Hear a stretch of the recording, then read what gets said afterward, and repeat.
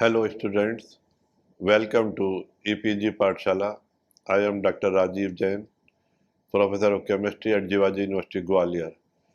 Today, I shall take up cleanliness and neatness in the laboratory under the paper Fundamentals of Analytical Chemistry. Here, learning objectives are how to maintain a neat laboratory, how to clean the laboratory, how to avoid spilling of the reagents on your working table, how to take care that no accident take place, how to maintain your clean sink, wash basins and shelves and your passages in the laboratory.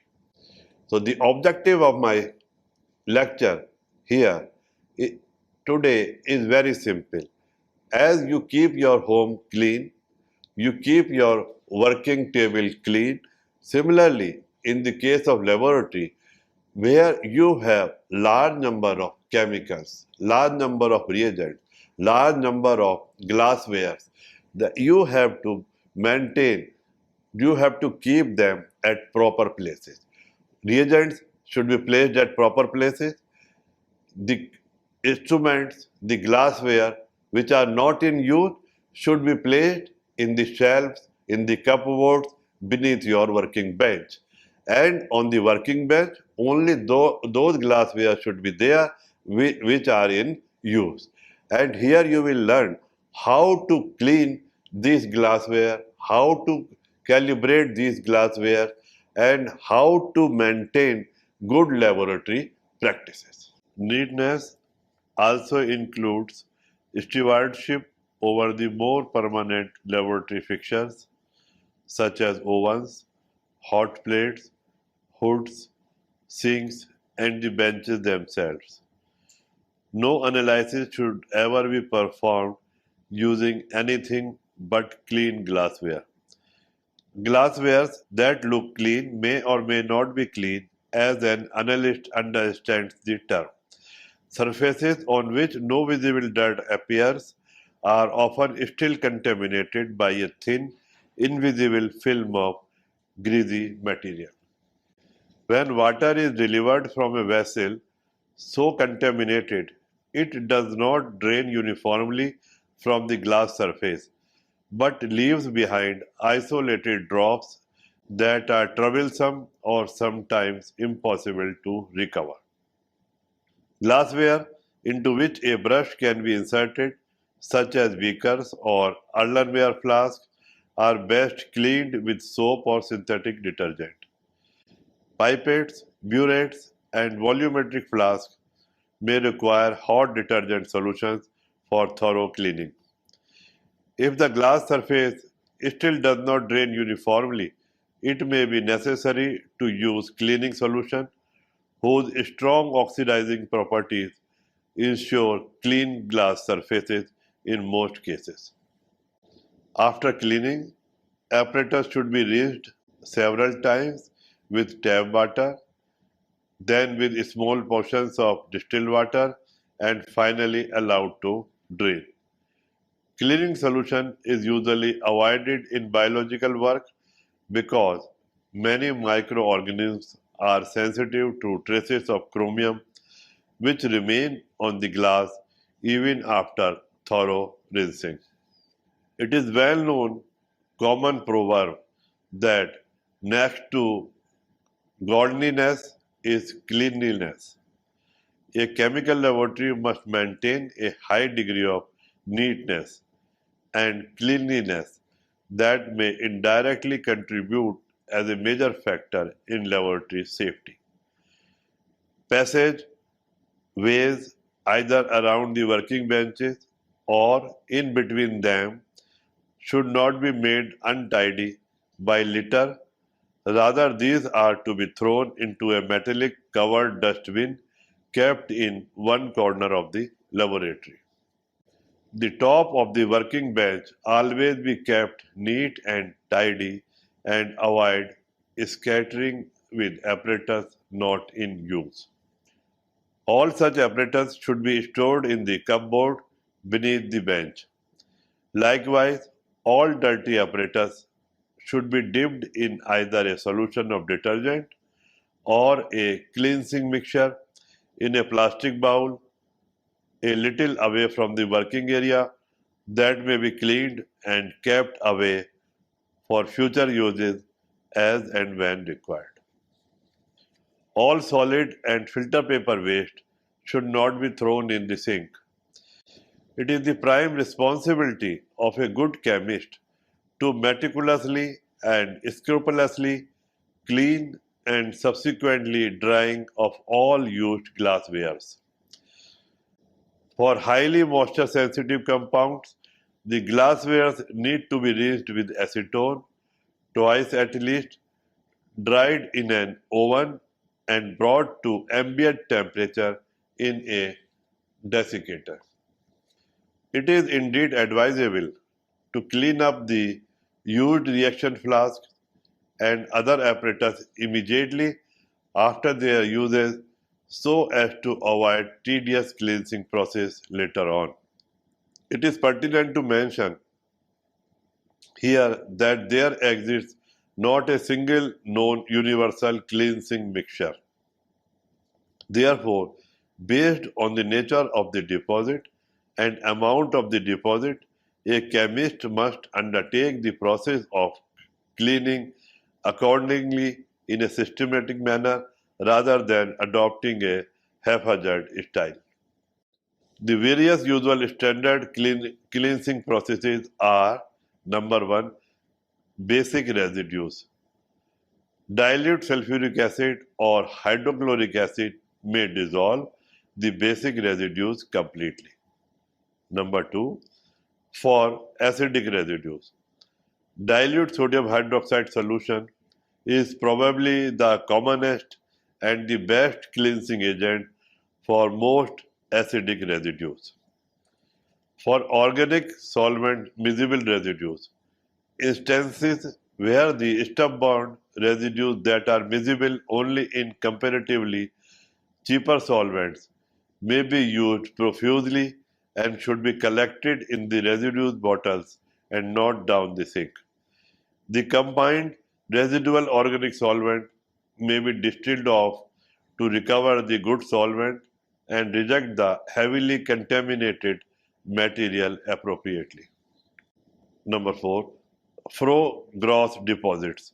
The cheapest, best, and simplest means to get rid of gross deposits may be accomplished by employing commercial household washing powder containing an abrasive component that does not necessarily scratch the glass surface at all, such as Rin, Vim, Ajax, etc. The washing powder could be applied either directly into the apparatus previously moistened with water or using a test tube cleansing brush that has been soaked into the powder. The surface of the glass is subsequently scrubbed gently, followed by vigorously until the sticking dirt has been removed entirely. Ultimately, the glass apparatus is washed and rinsed thoroughly with soft tap water. So far, you have learned how to clean, how to remove impurities, maybe organic or inorganic, adhered to your glassware, how to remove your impurities deposited on a beaker, on a conical flask, in a pipette, on a burette by using different types of solvents. But in some cases, it is a stubborn impurities which are there at the burette or in the conical flask or on the funnel. Then you have to apply some chemical mixture, and most commonly used from decades, from very early ages, most commonly used reagent for that purpose is chromic acid. That chromic acid is prepared by taking reagent sodium chromate or potassium chromate, then dissolving in it water and then adding in sulfuric acid. For example, For preparing a solution of sodium chromate, you can take about 5 grams of potassium chromate, dissolve in 5 ml of water and add to it 100 ml of sulfuric acid. It will give you a very strong chromic acid reagent. By this reagent, you add it to your one flask, one conical flask, one beaker, then transfer the same to another one. Like that, in a chain, you may wash, you may rinse your glassware with this chromic acid reagent. That glassware which is not been cleaned to your satisfaction. If you want to clean the glassware to your satisfaction, which is still having droplet attached to that glassware, that can be removed by using this very stringent and strong oxidizing agent, chromic acid. After treating the glassware with chromic acid, you should wash it repeatedly with tap water. When tap water, and you should see that not a single drop should adhere on the glassware, and after washing it, remove all the water, drain out all the water from the glassware, then keep it in the oven. Importantly, in case the above cited 4 cleansing methods do not offer 100% satisfaction, one may attempt stringent alternative cleansing solution, namely chromic acid cleansing solution. The glass apparatus to be cleaned must be rinsed with water to get rid of water-soluble organic matter as far as possible, along with the possible reducing agents, if any. Subsequently, the water is drained off from the apparatus to its maximum extent, and the chromic acid cleaning mixture is introduced into it in a quantity just sufficient to smear the solid residue completely, while the main quantum of the cleaning mixture is returned to the stock bottle. The cleaning mixture treated apparatus is allowed to stand for about 15 to 20 minutes, with occasional swirling of the apparatus to stretch out the liquid onto the surface of the solid residue. The apparatus is then rinsed thoroughly with running tap water and finally with distilled water. Whereas the use of ultrasonic energy to clean objects, including medical and surgical instruments, is a very common practice in a hospital environment. Importantly, such sophisticated techniques have also been exploited from a highly sensitive sterile zone of an operation theater in a hospital to the chemical laboratory for the benefit of research chemists as well. The ultimate and final removal of trace residues from previously treated and cleaned glass apparatus may be accomplished by ultrasonic bath.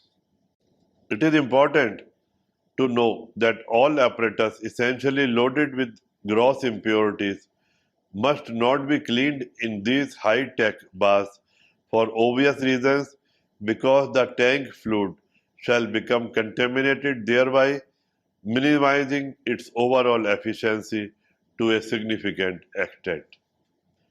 One of the major and most crucial functional utilities of ultrasonic bath is their excellent and remarkable ability to loosen difficult and rather stubborn ground glass joints when they get fused on account of degraded chemical contaminants or a prolonged neglect by the user. Drying of cleaned laboratory glasswares. There are two different sizes of glass apparatus. One invariably comes across in a chemical laboratory. For instance, small glass apparatus and large and bulky glass apparatus. Small glass apparatus. These are thoroughly cleaned and rinsed with distilled water and kept in an electrically heated oven, preferably having an inside chamber and trays made up of stainless steel previously maintained at 100 to 120 degrees centigrade for a duration of 60 minutes. Large and bulky apparatus. There are really large and bulky apparatus which fail to enter an oven for drying or sometimes are needed soon after washing for urgent experimental operations. Therefore, other viable, effective, and convenient means of drying, such as large and bulky apparatus, have been devised duly, such as in case the apparatus is wet with water, the latter is removed to the maximum extent and subsequently reached with a small quantity of either acetone or industrial spirit. The final drying is done with the help of hot air blower, and this hot air blower is very useful for large size glass blower. Now, when your apparatus, glass apparatus has been cleaned to your satisfaction, now the turn is for calibration. So there are methods for calibration of glassware. The first method, which is designated as direct absolute calibration, is based on the principle which is based upon the fact that the volume of water delivered by a burette or pipette or contained in a volumetric flask is obtained directly from the weight of the water and its density. Volumetric glassware is sometimes calibrated by comparison with another vessel previously calibrated directly. It may be referred to as indirect absolute calibration or calibration by comparison. This method is especially convenient if many pieces of glassware are to be calibrated and it is sufficiently accurate for all ordinary uses provided the reference vessel itself has been accurately calibrated. Calibrating bulbs are not available in many student laboratories and specific directions for their use are not included in this lecture. They are not difficult to use if proper care is taken.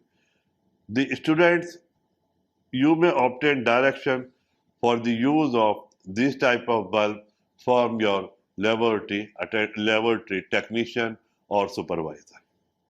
Sometimes it is necessary to know only the relationship between two items of the glassware without knowing the absolute volume of either one.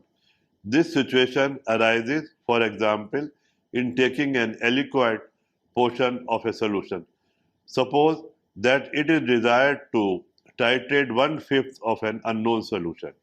The unknown might be dissolved, appropriately treated, preparatory to the titration, and diluted to volume in a 20 ml volumetric flask. A 50 ml pipette would then be used to withdraw an aliquot for titration. For the calculation in this analysis, it would not be necessary to know the exact volume of the flask or the pipette, but it would be required that the pipette hold exactly 1/5 as much solution as the flask. This method is known as relative calibration, and this is a very simple method of calibration.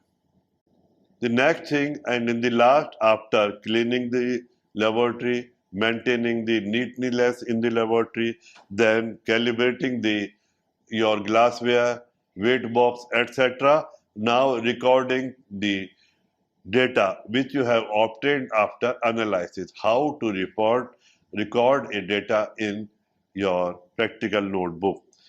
There are three main requirements for the recording of data obtained in the analytical laboratory. These may be broadly divided into three classes.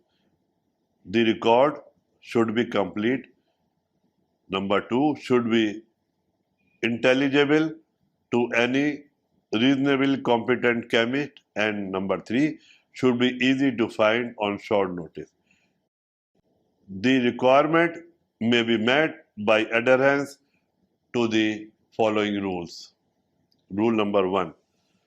The student should have a bound notebook for recording laboratory data, calculations, results, and other matters pertinent to the analysis of a sample. The pages of the notebook should be numbered and a table of content should be developed so that any experiment can be quickly found. Number 2. All data obtained in the laboratory should be recorded directly in the notebook at the time the work is performed. Not in the rough notebook, but directly recorded in the practical notebook. Especially forbidden is the recording of data on loose papers, with the idea of copying it into the notebook later. While the neatness may be sacrificed somewhat by taking the notebook directly into the laboratory, the prevention of loss of data and errors in transcribing them more than counterbalances this. Entries in the notebook should be recorded in ink. If a mistake is made and a recorded value is invalidated, it is not to be erased but is crossed out so as to still legible. A notation as to why it has been rejected is made in the notebook. Next point. The data in the notebook should be organized and recorded in a systematic way. This benefits the students because it is then relatively easy to locate errors in the analytical calculations. The student may thus be saved repeating an entire determination in order to obtain satisfactory results. To facilitate an orderly presentation of the data, the student should plan how best to record it before the experiment is actually begun. It is especially helpful to arrange beforehand a table in which the experiment data, the calculations, and the final results can be entered systematically. Good laboratory practices may be defined as a body of rules, operating procedures, and practices established by a given organization that are considered to be mandatory with a view to ensuring quality and corrections in the results produced by a laboratory. They all contain two common elements: standard operation procedures and a quality assurance unit. Standard operating procedures provide detailed descriptions of activities performed by the laboratory. Examples are sample custody chain, sample handling and preparation, the analytical method, the instrument maintenance, archiving, and similarly many minute details to be meticulously recorded. Detailed sample analysis procedures are provided for laboratory analysis or technicians. These are generally more detailed than given in scientific publication of developed methods, since the level of training and experience of different laboratory personnel will vary. So, in this lecture, today you have learned a very important thing, that how to maintain neatness in the laboratory, how to clean the glassware. Because if your glassware is not clean, if some oxidizing agent is there, if a small particle is there, then it will destroy your whole the experiment. Error will be there. If you are going to do kinetic studies and a small particle of oxidizing agent is adhered at the glassware, then it will change the rate of your kinetic reaction. So for doing that, you have to wash, you have to clean the glassware by any means.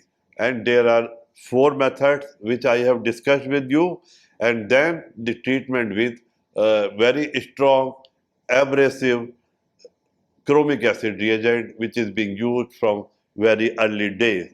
Even if then your burettes and pipettes are not working well, because if you leave the pipette and burettes after use, you do not wash it, then something will deposit, some chemical will deposit, or in the case of glass joints, some chemical will deposit and glass joint will not be loosened in any case. As in the case of measuring flask, you put a stopper there with the help of a glass joint, stopper there, but that glass joint will not open if some chemical remains there.